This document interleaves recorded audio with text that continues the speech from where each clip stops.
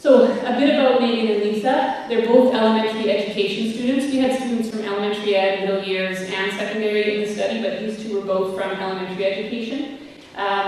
They had both had parents who experienced language loss. So their parents were bilingual, English and another language, and the parents themselves had experienced language loss, mostly due to going to school in English.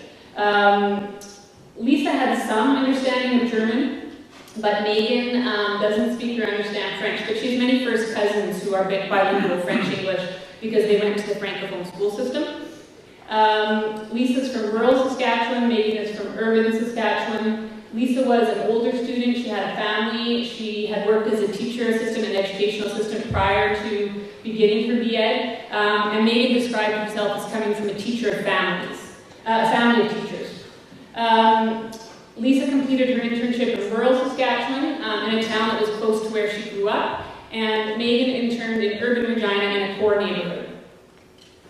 Okay, so both of them talked about their internship experience, and particularly their cooperating teacher. So Lisa, throughout the interview, described the ways that she was similar to her co-op. And this is, throughout the 10 interviews that I did, this was something that came back, this idea of not just that we were similar, but in most cases, wanting to be like their cooperating teacher.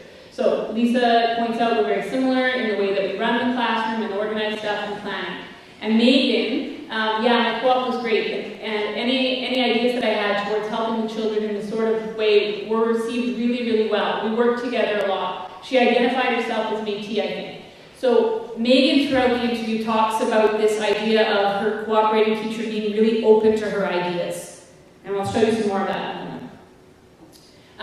Now, remember that Lisa is the one whose ideas are maybe a bit more towards the direction of a deficit understanding of language.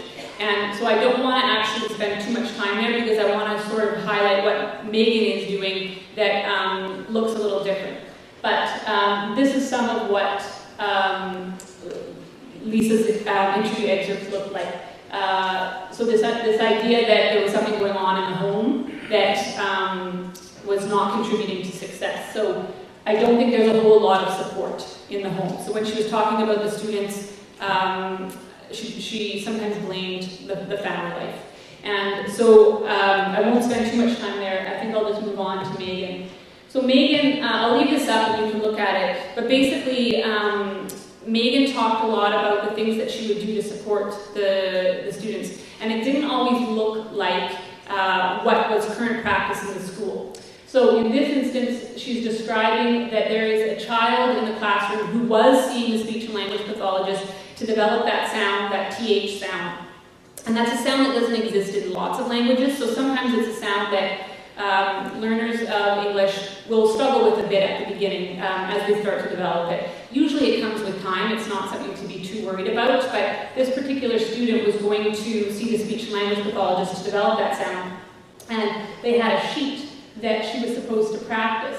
And Lisa put that, Megan put that sheet by the door, and then all the children in the classroom, because they had such a large number of children who speak Tagalog, all of the children would practice that sound. So this is something that isn't necessarily typical in all classrooms that I've been in, so I wanted to know how she got that idea. And she just decided that it would benefit the other students, and so she decided to initiate that practice. In another instance, Megan is talking about how in the staff room, another teacher in the school said something that she didn't agree with, and so Megan decided to respond with a different idea about language. And I wanted to know how she felt like she could do that, what was influencing her idea. And she said, my co-op was a really good listener. She always made me feel that my opinion mattered. I think that's a lot of it. So there was sort of some space given to Megan to do things a little differently and to think a little differently. And she wasn't forced in any way to necessarily take up the current practice. In many ways she did, because she had a great intern who also was fostering these things in her students. But Megan was also allowed to bring her own ideas in. And she also attributes this to an experience that she had in her second year of teaching when she was in a EAL classroom placement. And there she worked with an EAL specialist who had ideas about language. And this is something that Megan describes as really benefiting her. So she talks about seeing the differences that allowing other languages in the classroom can make for students, the light way those students came into the classroom, and it's an experience that stuck with her. So it's another influence on her current views of language.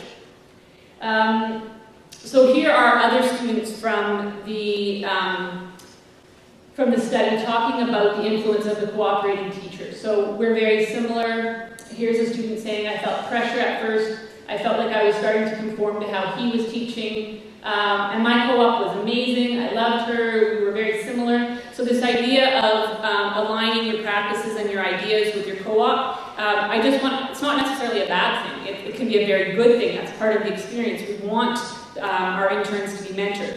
But the students take on those ideas. It's a large influence on what the students do in the schools.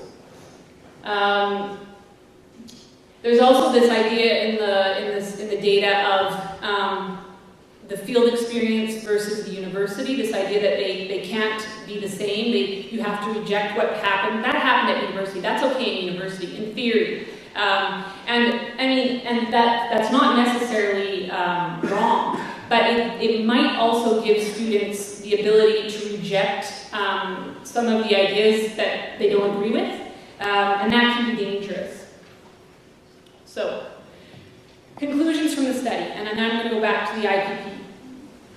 So the good news is that transition from the university to the school doesn't necessarily affect the group views of language difference in any sort of statistically significant way. So it doesn't lead to deficit thinking. And what that means is the theory and practice that we all often talk about, like that's okay in the university, but we don't do that here, it doesn't really exist, because if it existed in a real way, we would see a significantly different view as the students transition, and we don't see that. So I actually think that what we teach about in the university and what goes on in schools is probably more similar than you might think. But it did influence the views of 7 students. So 2 of them became more pluralistic in their thinking, and 5 started to skew towards this deficit understanding of language. And so what the qualitative data tells us is that the cooperating teacher and the type of school may influence some of the interns' views. In the interviews that I had with the students, it did seem that some of the interns who were in rural schools maybe tended towards a more deficit view of language. Some of the items, so the questions in the questionnaire, the scores on some of the items were low. So that means that we need to do more thinking around how can we shift students towards this pluralistic view of language. And I think what's really important is that cooperating teachers can influence students' view of language. And that means that the Faculty of Education and schools, we need to work together.